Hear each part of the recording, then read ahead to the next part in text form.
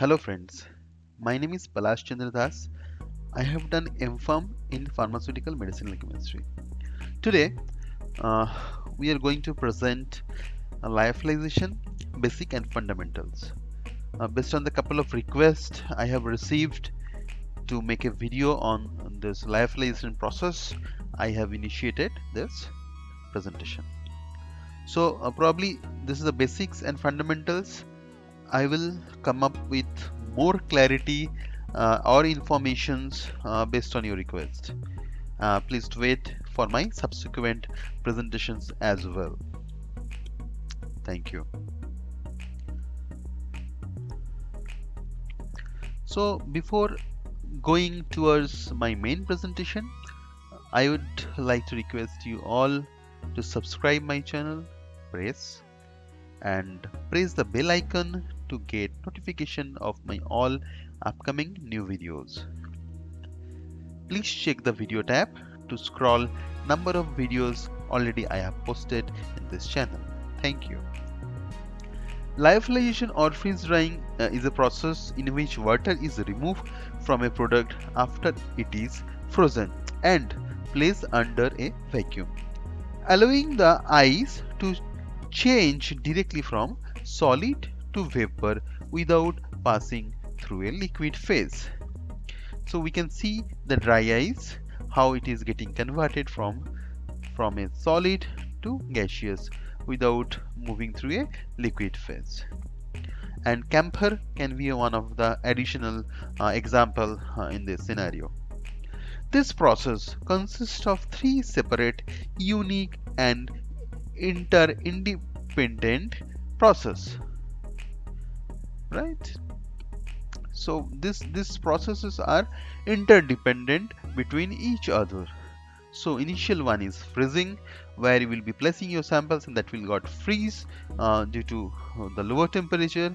Then primary drying, it will start getting evaporated and temperature will be getting rise and vacuum or suction will be started. And secondary drying, this is a desorption, where we are expecting the water molecules available in the the core or interstitial part that will be removed during this secondary drying process. So let's understand the advantage and disadvantage of this process. So ease of processing a liquid, which simplifies aseptic handling, removal of water without excessive heat of the product. So not really necessarily we don't heat the product around 30 to 35 degrees, the maximum temperature normal industry process during heating during secondary drying. Enhance the product stability in dry state. Of course, few products, those who are not susceptible towards heat, you can achieve a greater stability by doing lyophilization and getting the product in dry state. Rapid and easy dissolution of reconstituted product. So once you got the dry powder for injection into a patient, again you need to reconstitute with suitable solvents. So it can be a WFI, it can be a saline solution. So that's a very easy and rapid dissolution technique. Talking about a bit towards disadvantage, it's increased handling and processing time. So it's required a separate attention where you will be processing the lyophilizations.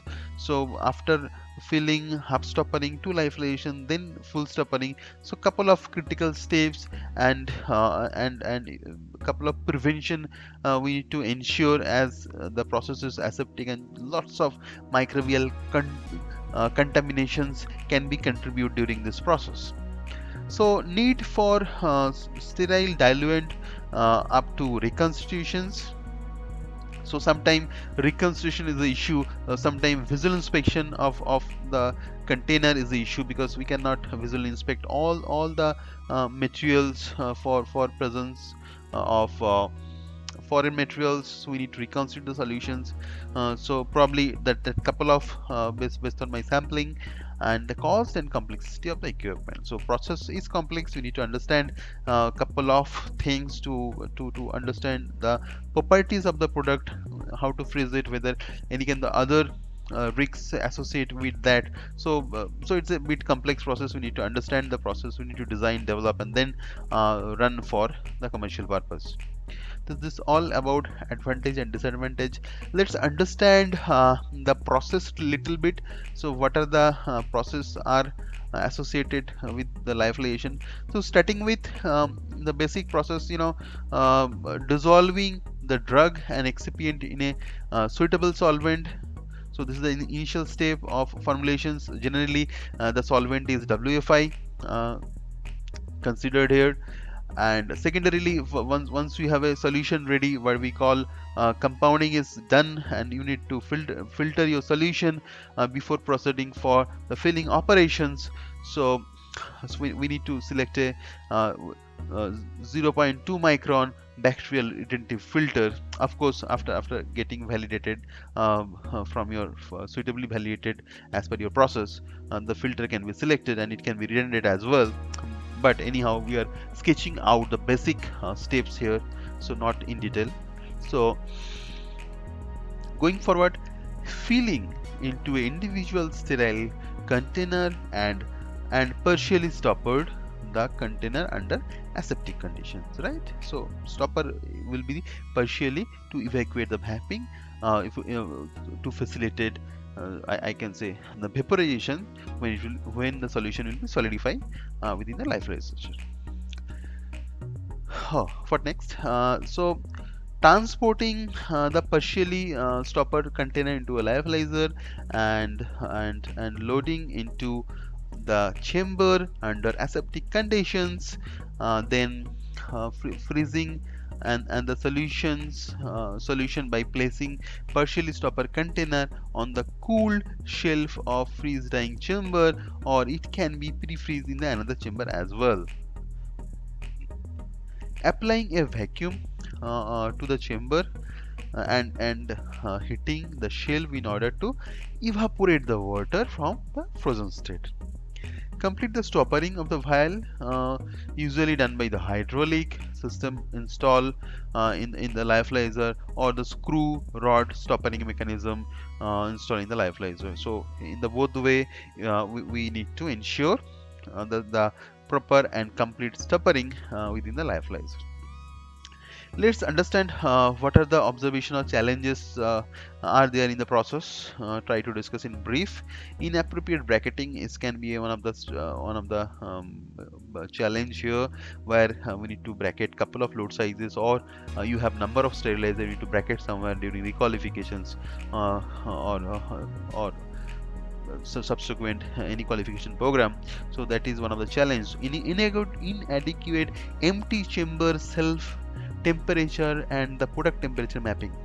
So it's also important. So whenever you're getting product transfer and we have developed in a small sterilizer, small lyophilizer, and we're getting transfer into the bigger one, we should understand so how the temperature is getting distributed and how it is getting maintained. So based on that, product mapping and getting a rationale for placing the sensor is one of the important one to understand how our chamber is behaving and how robust our process.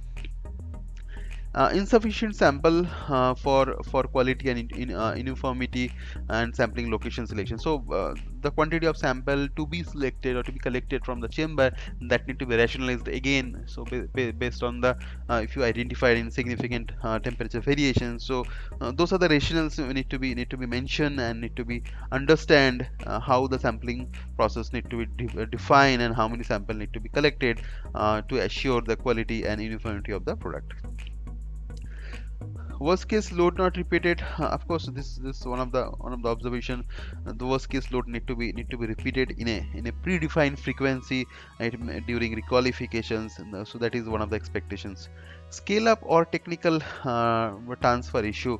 So whenever we are challenging and we are qualifying in a tabletop or in a scale transferring in a commercial one, so the integration is a bigger part to understand how product fit into a commercial in a larger scenario. So that comes under different issue, where the product is safe and product is stable in R&D but cannot able to implement in the commercial scale. That require lots of integrations and improvement, and lots of care need to be taken for the product.